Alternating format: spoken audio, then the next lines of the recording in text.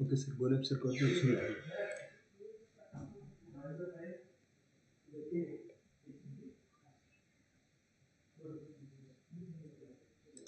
Sir.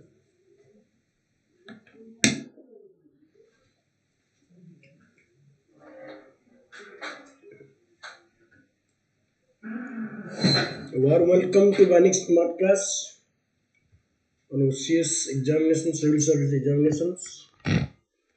We had just begun the class on local cell government in India on 5th of this month. We shall continue from where we finished. We had discussed a lot of things about the importance of local cell government in India, as India lives in villages. So village administration, village autonomy is a dire necessity for the successful of democracy. And I also told you that the term Panchayat Raj was coined by Prime Minister Jawaharlal Nehru. He did not prefer democratic decentralization term because he thought that in a democracy powers emanate from people. So we have already discussed also the prehistory of Panchayat Raj, the historical background, what happened during the ancient time, medieval time, and also during the British time, perhaps. As we have noticed that primarily in ancient time and medieval time, much importance was given to village as a unit of governance, as there was no rapid transport and communication at that point of time. And most of the kings, they organized their administration focusing on the village as a basic unit. So village was given due attention and adequate attention during the ancient and medieval period. Even during the Mughal period also, village administration was highly organized for the success and efficient administration of the kingdom. Later during British period also, although British did not take any visible steps towards decentralization, but some negligible steps or some important steps were taken, like Mayo's resolution of 1870 and Ripon's resolution of 1882 are considered landmarks in the democratic decentralizations. But later, after the independence, the government of India launched the first rural development committee, that is community development program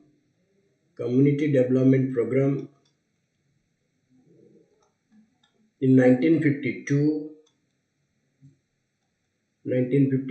and another program, that is National Extension Service, National Extension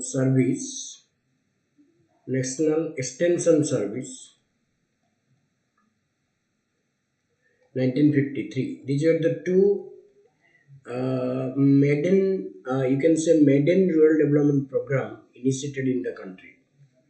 And to review the working of these two major programs for rural development, a committee was appointed during the Prime Ministership of Jawaharlal Nehru in 1957. It is popularly known as Balwant Rai Mehta Committee. Balwant Rai Mehta Committee was the first committee to focus on the rural development and on decentralization of powers, or we can say democratic decentralization. Hence, the major theme of the Balwant Rai Mehta Committee was democratic decentralization. The committee reviewed the development programs that were being in operation in India at that point of time, and also undertook the opinions of various statesmen and stakeholders in the Panchayat Raj system, then came out with a blueprint of some important suggestions that have relevance even during the present time. So Balwant Rai Mehta recommended a lot of recommendations, lot of suggestions for empowerment of village panchayats. Let us read the major recommendations of the Balwant Rai Mehta Committee. The major recommendation of Balwant Rai Mehta Committee was the establishment of three-tier government.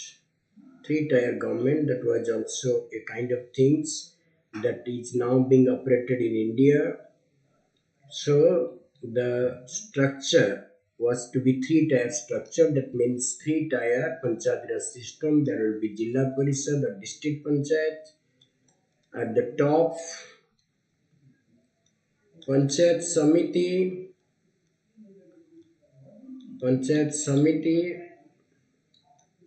At the bottom, we have the intermediate level and Gram Panchayat at the grassroots level. So these are called the three-tier structure. That was recommended by the village administrations, and they should be linked to each other.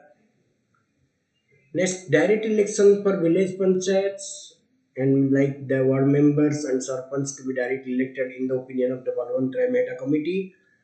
And he recommended indirect election for intermediate and district levels.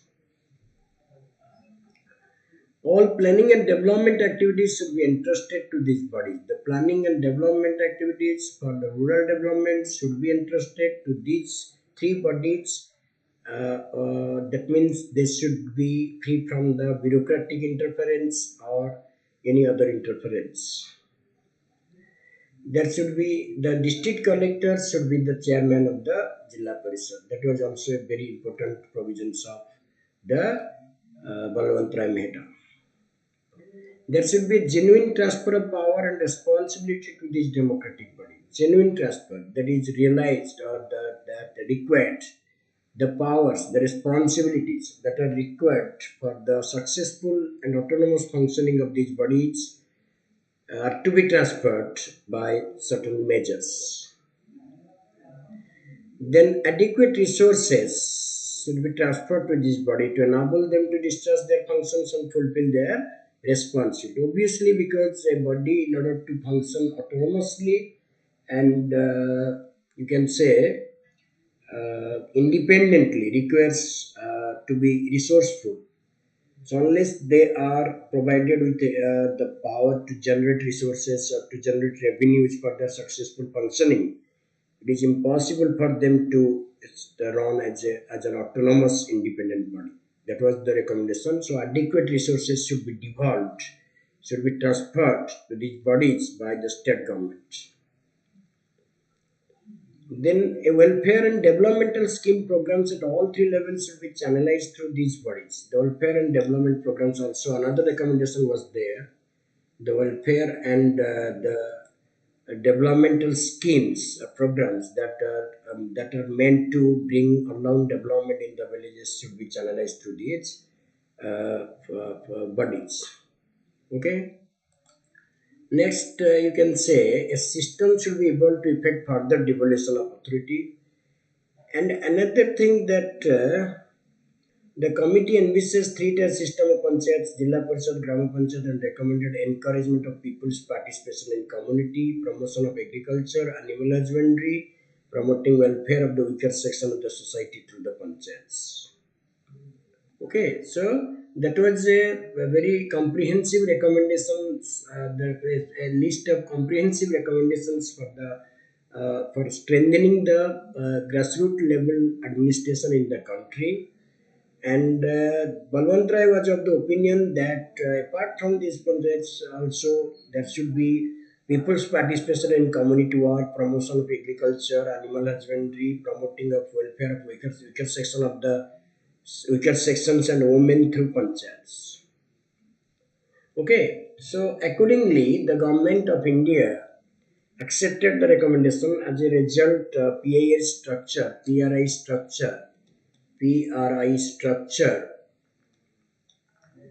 or you can say was introduced in the country. So the three-tier structure was introduced to country, and the first state to establish first state to introduce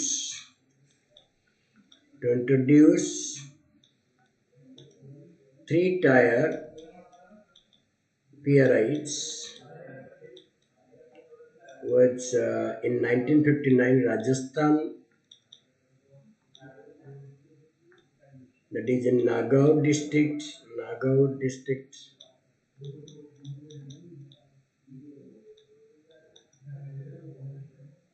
and in 1959.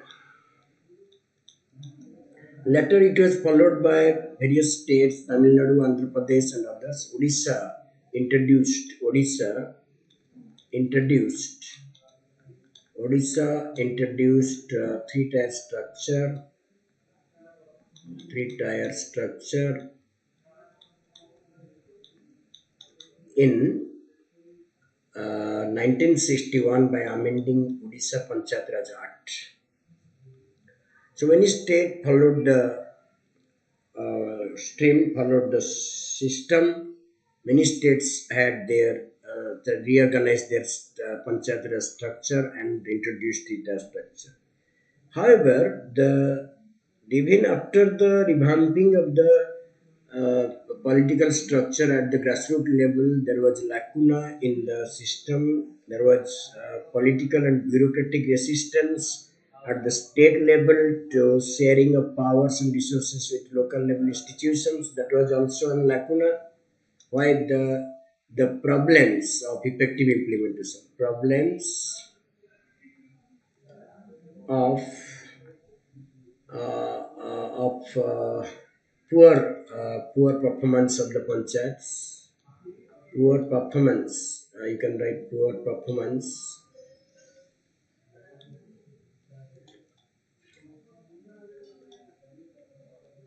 performances of PRIs after Balwantrai recommendations.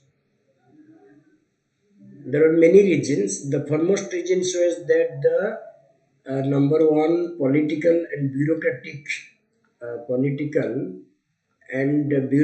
resistance. Bureaucratic resistance at the state level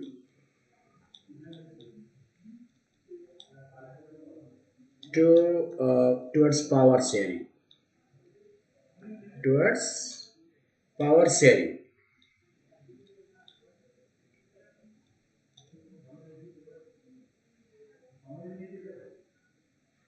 Number two, takeover of rural local institutions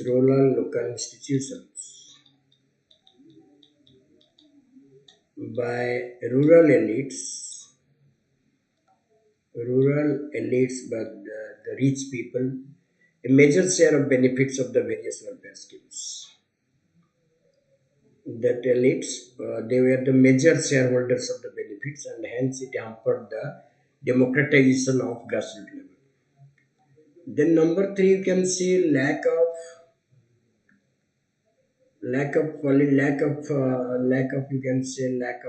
political acumen, lack of political acumen, political acumen, and capability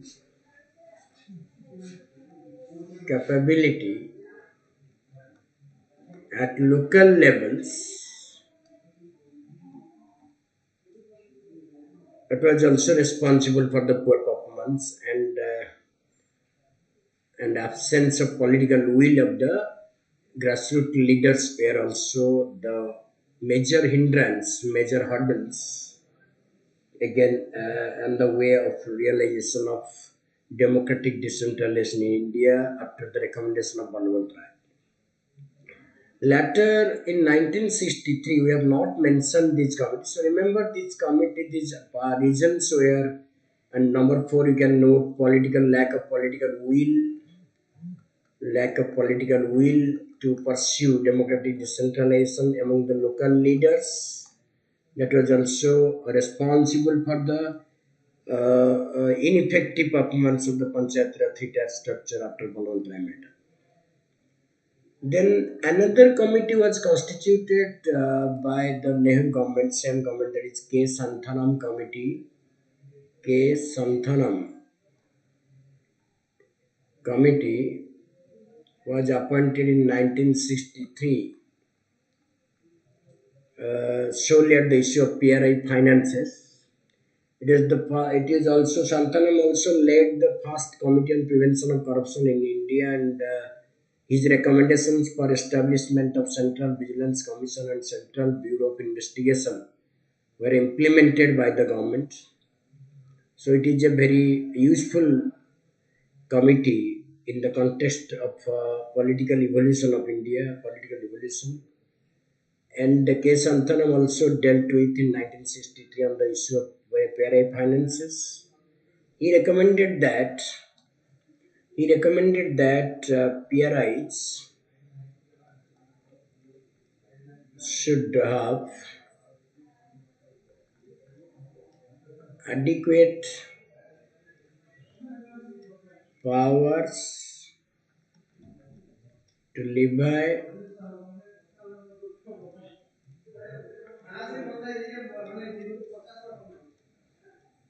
special tax on land revenue and home tax, on land revenue and house tax or home tax,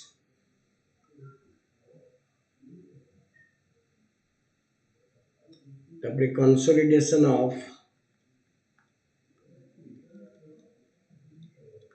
all grants at the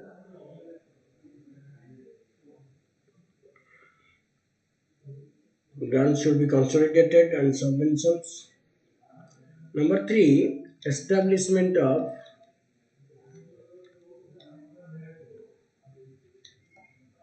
Panchayat Raj Finance Corporation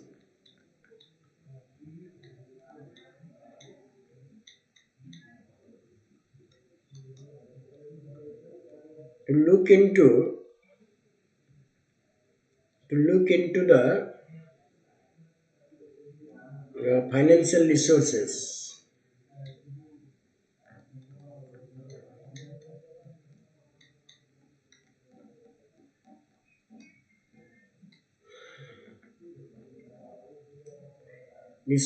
of panchayats at all levels.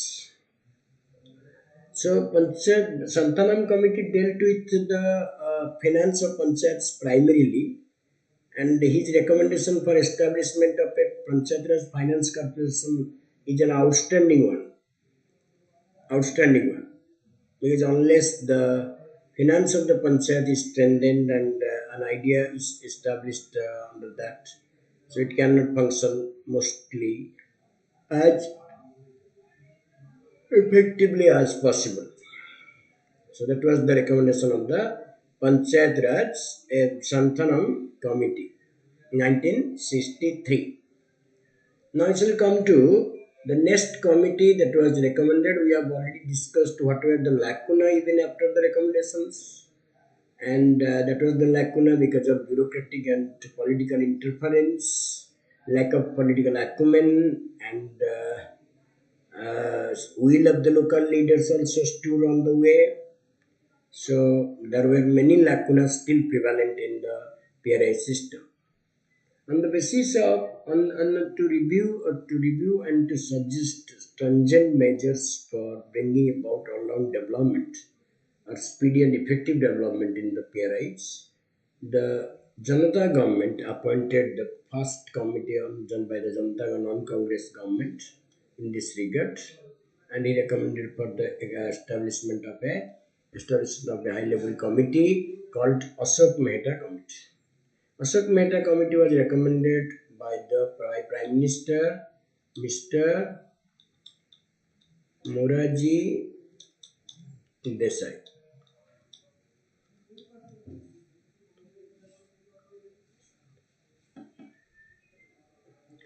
Remember, this committee belonged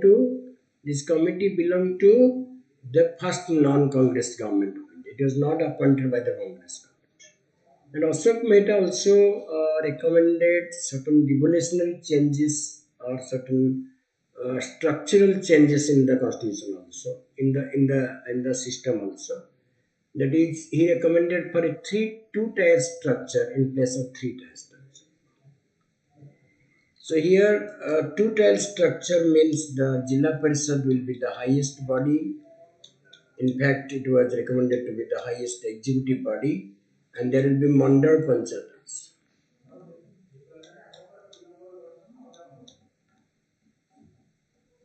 Mandal Panchayat.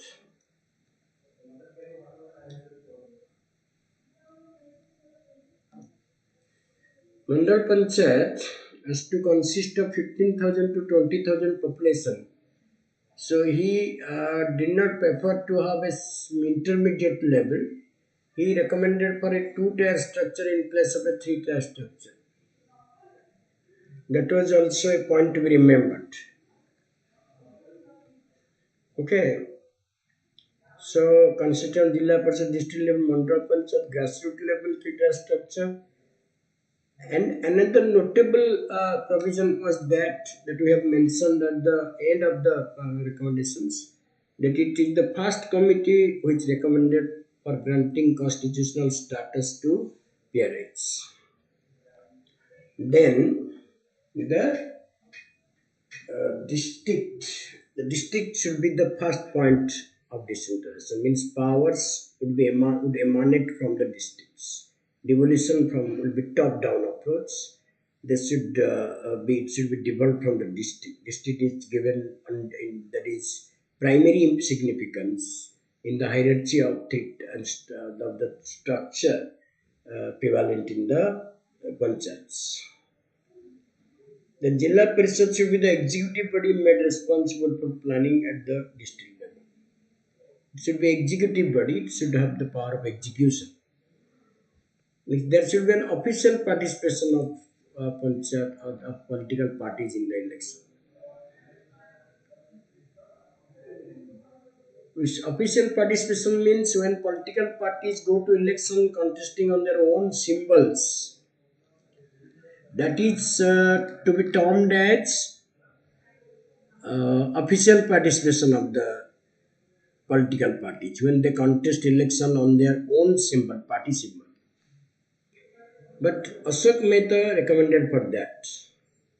Ashok Mehta recommended that there should be indirect involvement of political parties in the local elections. And that is called official participations.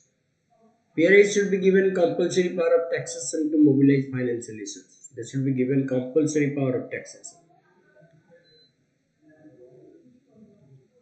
Okay?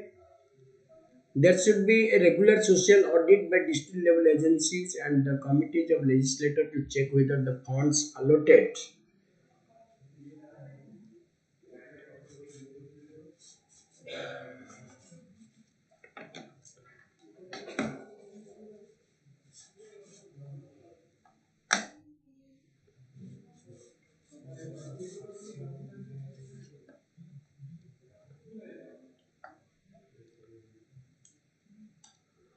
that is the fund allotted there should be given compulsory power of taxation of mobilized financial resources. There should be regular social audit by the district level agencies and by committee of legislators to check whether funds allotted for the vulnerable social and economic groups are actually spent on them. That is the meaning of social audit. So social audit not only establishes proper and sincere expenditure from the public fund on the development of the rural areas, but also there should be a genuine implementation of that. The beneficiaries should be targeted and should be real ones. So social audit not only establishes from financial point of view, it also takes into consideration the factors or the percentage of population that are benefited. It also ensures that proper beneficiaries get adequate or get the due share in the government policies.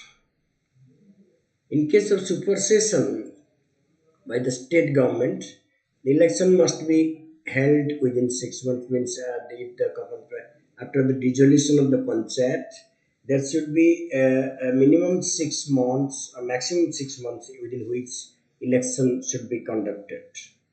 It was a major drawback in Panchayat Raj system at that point of time because regular elections were not held. Panchayats fell apart. They remained there forever without being elected.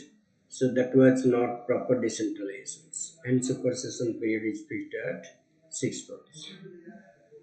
Another thing she also pointed out that Nyaya Panchayat should be a separate body, should be presided over by the qualified judge.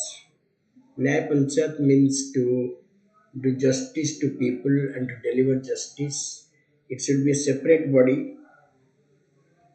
It should be a separate body and should be qualified by a presiding officers. That is presiding that qualified judge should be a presiding officer. Developmental function should be given to Jilla Parishad, appointment of ministers for Panchayat Raj in India at the State Council of Ministers. That was also a very important recommendations of Panchayat Raj system.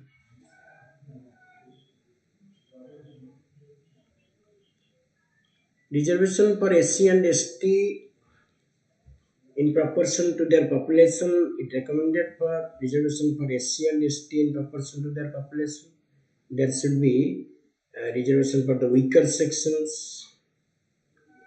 He also recommended some reservation for seats reservation for women, and that is.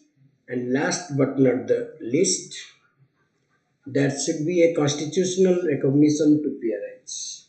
That means PRIs should be made a part of the constitution. There should be constitutional devolution, constitutional recognitions. So these were the recommendation of the Ashok Mehta committee. It contained very valuable recommendations which needed to be implemented at that point of time. Okay,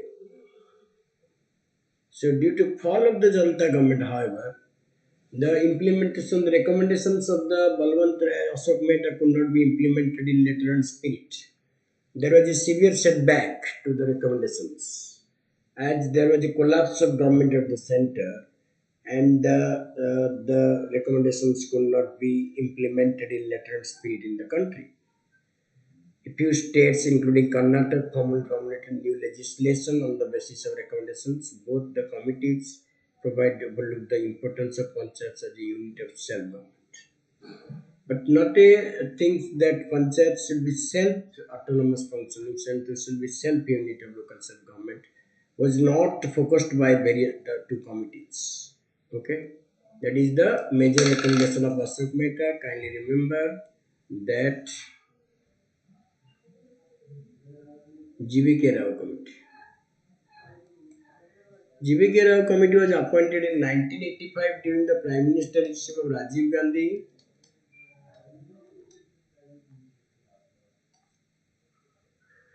What is the basic ground or theme of the Legislative Commission? That was administrative arrangement and rural development and poverty alleviation programs under the chairmanship of GVK Rao was appointed by the Planning Commission in India, 1985. The GVK Rao committee stressed upon the growing bureaucratization and developmental process. Since the beginning of the PRIs, there has been a severe defect found located in the system, that is the undue interference by the bureaucrats and the developmental process. So that was the GVK Rao. The major is the District Development Commission. We shall examine. Let's see.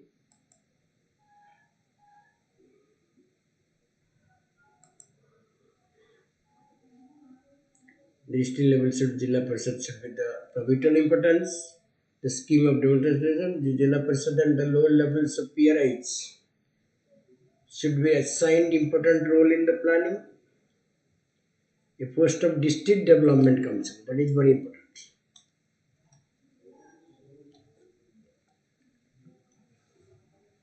So it was a unique recommendation of your GBK Rao committee, which conceived the idea for establishment of a commissioner, district development commissioner, to be established to act as chief executive officer to supervise all the developmental activities. Okay, then elections should be held regularly.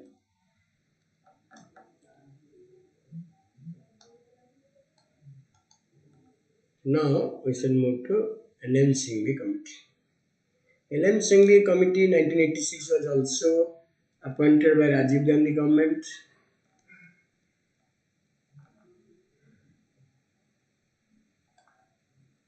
That is Rajiv Gandhi government LM Singhvi committee. And LM Singhvi committee also made tremendous contribution to the structure in the Panchayat system in India. Constitutional recognition to political protection and preservation of PRIs. Constitutional protections should be there. Nyaya Panchayat for a cluster of villages, means a group of villages. Viable organization of village as a unit of Gram Panchayat, and also put an emphasis on the organization of Gram Sabha, the lowest unit of administration at the grassroots level. More financial bureaucracy systems for village in panchayats. Judicial tribunal, that is not Gramanayana, that is judicial tribunal of at the state level to deal with election disputes appearance. So that was the recommendation of LN Singhvi committee. LN Singhvi committee was a landmark in the history of Panchayat Raj system. It had a lot of valuable suggestions which are still implemented in the country. Next, we shall discuss Thungan committee.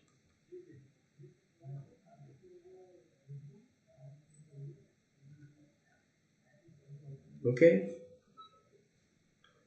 that was the Thungan committee. Thungan committee. Thungan committee was 88 in the same year during the prime ministership of Rajiv Gandhi. It examined the administrative and political structure of Panchayat Raj system, how they are functioning, what are the degree of political interference in the successful of that or in any other lacuna that are found. So Thungan committee was to examine the administrative political structure of the district planning committee. And in this way, he made certain recommendations: three-tier structure, pivotal role to Jilla Parishad, fixed tenure of 5 years, maximum period of supersessions. Maximum period of supersessions is 6 months. Planning and coordination committee will set up at the state level. Reservation for SC and ST and women. State Finance Commission to be set up. District Area Collector to be the CEO of the Jilla Parishad. Okay, so that was the recommendation of the Thungan committee. It also had a rudimentary or very valuable suggestions towards strengthening Panchayat Raj system in India. So last but not the least, the VN Gadgi committee of 1988, and it was appointed by the same commission that was called the HM government, that is Rajiv Gandhi government. VN Gadgi committee is the last, so to say, visible committee which related to Panchayat Raj system in India.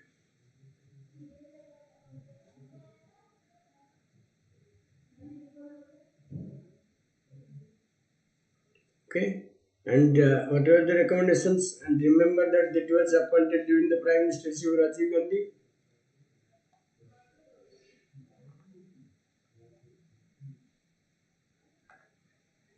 Okay, so what are the recommendations? First of all, it recommended for the constitutional status to PRIs, three-tier structure, that is Jilla Parishad, Panchayat Samiti and Gram Panchayat.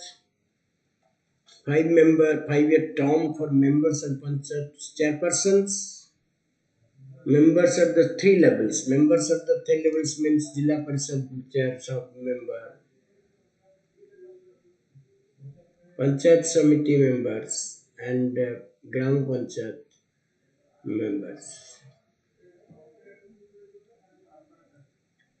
Reservation for SC, ST women, applies to women, care to levy, collect and separate of taxes of SCs and SFC. State Election Commission and State Finance Commission. The outstanding recommendation of Bhin Gadgil Committee.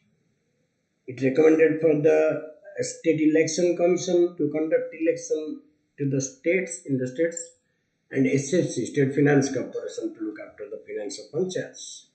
And interestingly, the Gadgil Committee report found the basis of the enactment of 73rd Amendment Act 1992.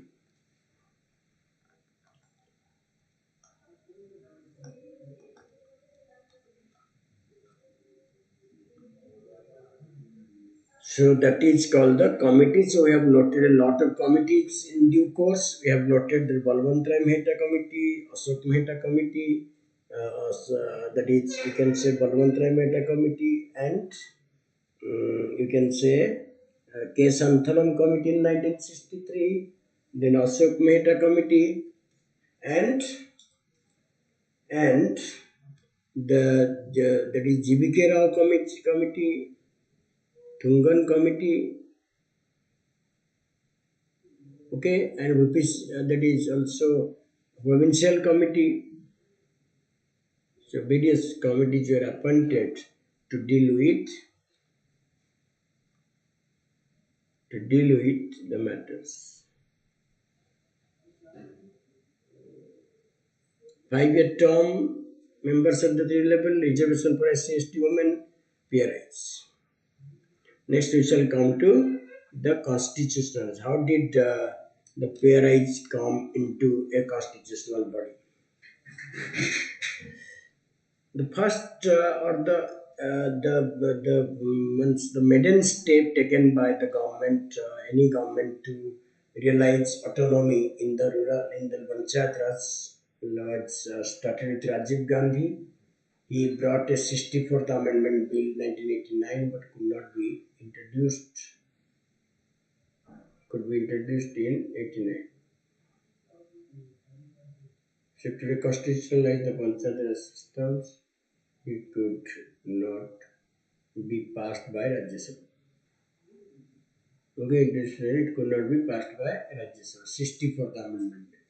Later, when BP Singh come to power in 1989, it also introduced this scheme, and National Fund government led by Mr. BP Singh also made a failed concept to attempt to constitutionalize the PRIs.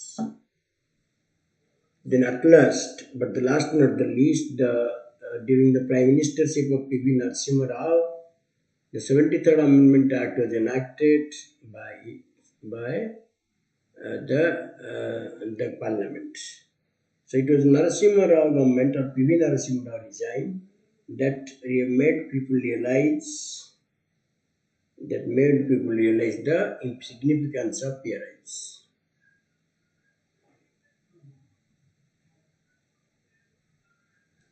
Okay.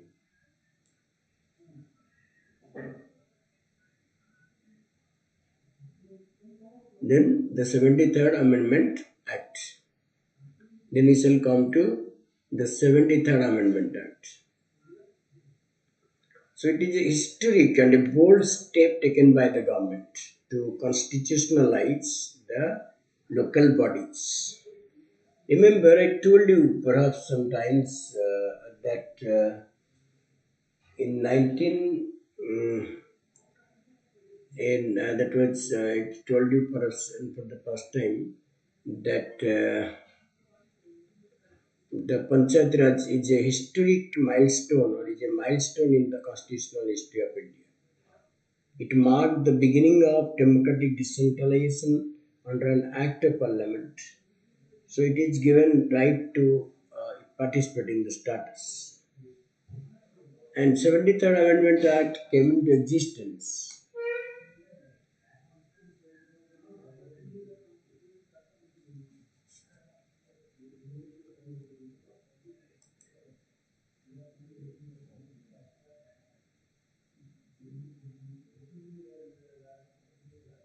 Okay, and 73rd Amendment Act 1992 was enacted by Parliament and it came into effect on 24th April 1993, which is considered to be National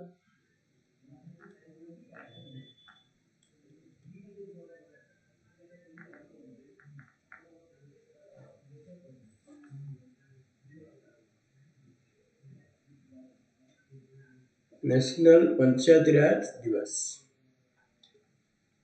to commemorate the unique and historic day in the life of India. Okay, so that is called 73rd. Then what are the addition to the constitution? Addition to the constitution which gives meaning to Article 40 because it is one time mentioned in the constitution, nothing mentioned about constitution in other articles.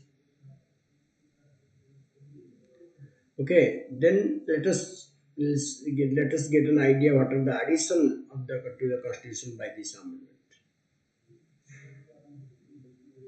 Okay, it gave finance meaning to Article 40. It responds representative government, the participatory government. That is most outstanding part.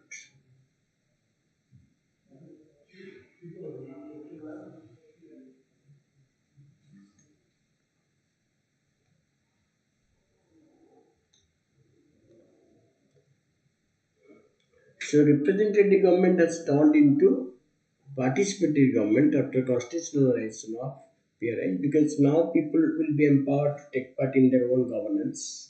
They can make decisions, they can influence decisions, they can also demand more efficacy, more points, more devolution for India. Okay.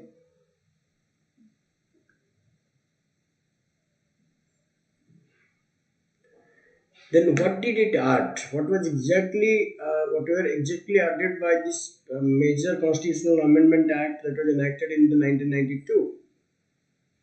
So what were major addition to these acts, to this act, or to the constitution by this act? It added three major provisions, but IX was added, which contains the provision of, you can say, the provisions of what? The peerage. It contains the provisions of Panchayat Raj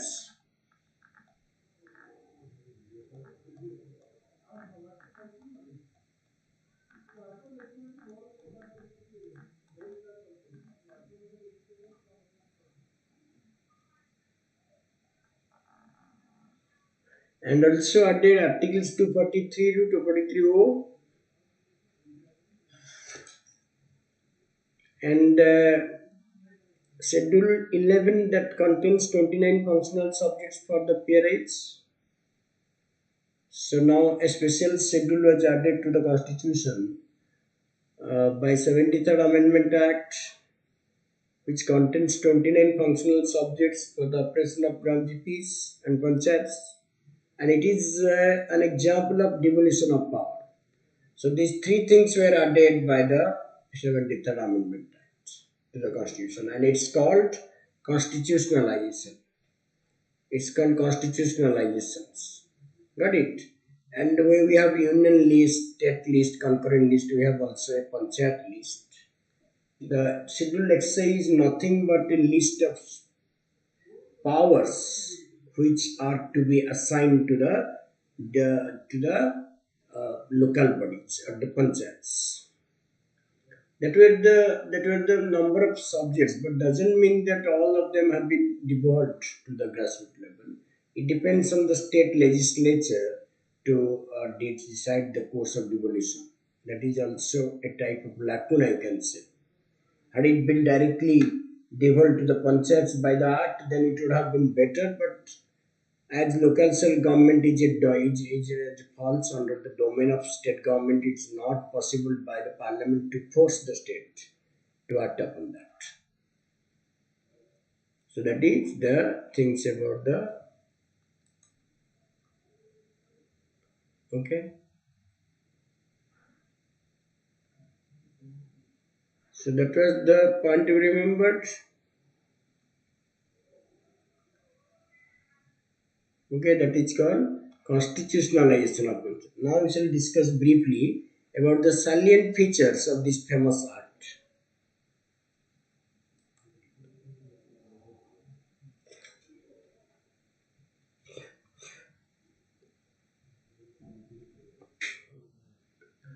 First of all, the organization of concept mentioned in 243 and that also added that one.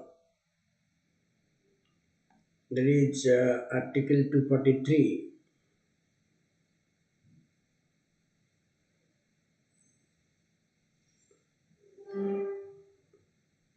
Article 243 of the Constitution. 243.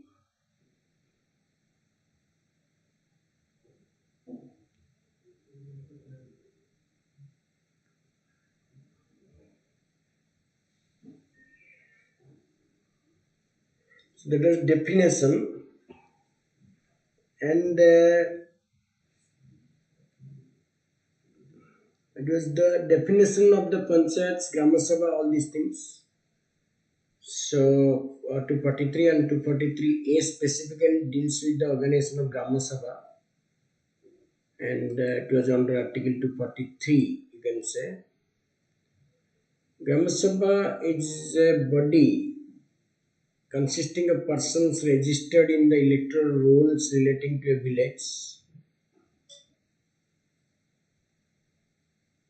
comprised within the area of panchayats at the village level.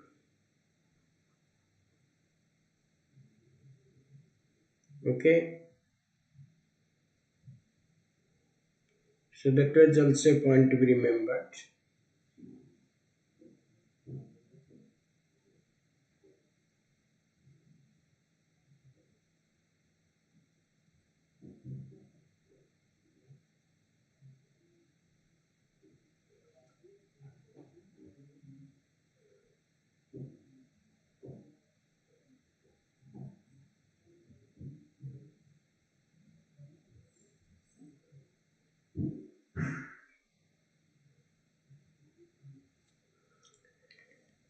And the Grama Sabha is called a mini parliament or a legislative power. It is a legislative body, or you can say it is a decision making body with regards to the interest and the interest of the village.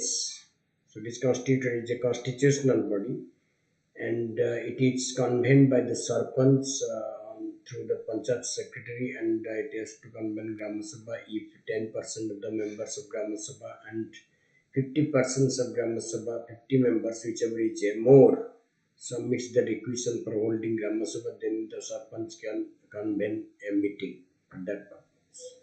The quorum of the decided by the state legislature, decided is 1/10. It has been given certain powers and provisions to function as an autonomous unit. It has the power to decide the course of development in the village and it also oversees the implementation, monitors the implementation of developmental work. It approves the developmental schemes in the village. It takes a stock of the situation and also the meaningful implementation of the various schemes and various programs that are meant for the rural development. So you have to remember that Grama Sabha acts as a mini parliament. It is, although it is not endowed with adequate powers and adequate functions, yet it is believed to be a supreme body at the grassroots level. It is from. So Indian democracy is a long network from Gram Sabha to Lok Sabha. There is a need to devolve more and more power to Gram Sabha, where people can effectively participate in making decisions related to their fate, future, and their progress. Okay, so the constitution, the function, and the related aspects of Gram Sabha vary from state to state, as the Act provides our independence to the states to make it a powerful body. Okay, that is called 243A.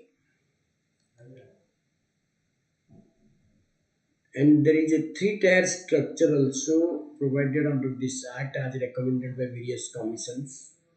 The Act provides for three-tier structure as we have discussed, Gram Panchayat Samiti at the intermediate and Block Jilla Parishad at district level. But deviation is propagated when if the state has 20 less than 20 lakh population may constitute panchayat, not constituted to panchayats at intermediate level. That means state having less than 20 lakh population may go for two-tier structure, not three-tier structure. That is also a part we believed. This two-tier structure. Okay. And with regards to election, the Constitution provides under 243K for the establishment of an election commission of the state election commission to superintendent control and conduct elections to panchayats and local bodies. So that is also a things to be remembered.